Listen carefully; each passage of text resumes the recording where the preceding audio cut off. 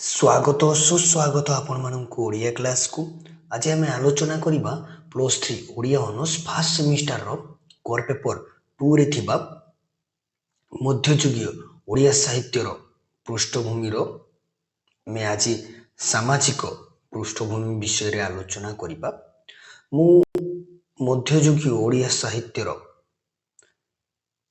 किसी पृष्ठभूमि पूर्व आलोचना कर सारी जाइकी प्लेलिस्ट चेक करने मध्ययुग समय बा तत्कालीन समय सामाजिक परिस्थिति किपरि थिला आमे ए भिडियो रे आलोचना करिबा। भिडियोटी भल लागिले शेष रे लाइक करिवे, सब्सक्राइब करिवे, अधिकरु अधिक मात्रा रे सांगसाथी मानकु शेयर करिवे। मध्ययुगर राजनैतिक पृष्ठभूमि जेतिकी दुर्बल थिला सेतिकी दुर्बल थिला तत्कालीन समयर सामाजिक पृष्ठभूमि। सेतेबेले दिल्लीर बादशाह शाहजान तांको दरबार को वैभव और ऐश्वर्यपूर्ण करी रखुथिले। सम्राट व्यक्तिगत जीवनर भोगविलास अत्यधिक धन व्यय हेउथिला। तत्कालीन हिंदू राजा मानक मध्यरे विलासमय और प्रधान आकर्षण थिला मोगल दरबार। मोगल अंतपुर गुड़िकरे रहुथिले हजार हजार संख्यक स्त्री। अनेक बादशाह प्रत्यक्ष सेवारे और अन्य केतेक मनोरंजन पाई नियुक्त होउथिले। ए जो अनेक हजार हजार संख्यक स्त्री थिले केतेक राजांकर प्रत्यक्ष सेवारे रहुथिले आउ केतेक मनोरंजन पाई नियुक्ति पाउथिले बा नियुक्ति हेउथिले। ओडिया काव्य साहित्य मध्ययुगर उन्मेष बेलू राजकवि धनंजय भंजक जीवनर विलास प्रीति और विलासपूर्ण जीवन धारा देखा मिले। से निज सान भाई गोविंद भंजक राज्य शासन दायित्व दे आमोद प्रमोद और भोगविलास लिप्त रहुथिले। डॉक्टर वृंदावन चंद्र आचार्य ए संपर्क रे उल्लेख करी कहती तांको दरबार थिला विलासमय संगीत चर्चार प्रधान केन्द्र एवं सेथिरे नाना धरणर वाद्ययंत्र यथा वीणा सितार खंजणी आदिर व्यवहार थिला। अंतपुर हेउछि राजप्रासाद। संगीतर मूर्छना उक्त समस्त वाद्ययंत्र ताले ताले सातकड़ी अर्थात गोटे कड़ी जे 20 सातकड़ी अर्थात 20 गुणन 7 140 जन नृत्यकारिणी माने नृत्य करुथिले केवल राजांकर मनोरंजन उद्देश्य।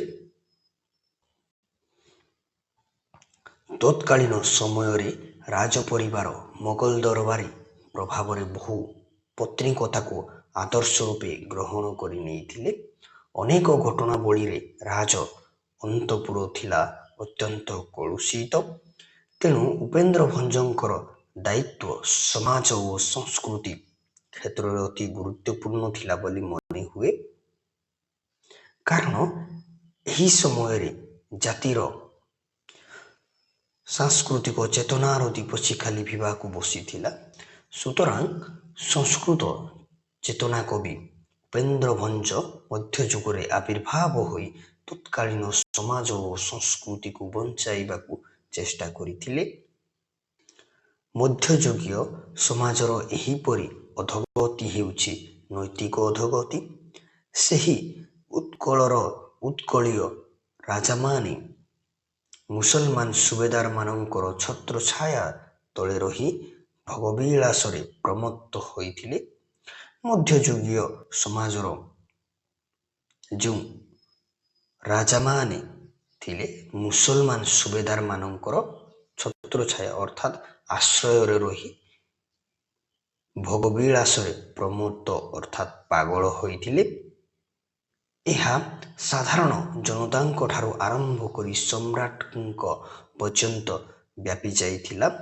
ମୋଗଲ ସମ୍ରାଟମାନଙ୍କ ମଧ୍ୟରେ ସବୁଠାରୁ ବେଶୀ ନିର୍ଦ୍ଦୟ ଥିଲେ ଔରଙ୍ଗଜେବ। ତାଙ୍କର ହିନ୍ଦୁ ଦଳନ ନୀତି ଓ ଧର୍ମାନ୍ଧତା ଏତେ ପ୍ରବଳ ଥିଲା ଯେ ହିନ୍ଦୁ ଜନସାଧାରଣ ତ୍ରାହି ତ୍ରାହି ଡାକ ଦେଲେ।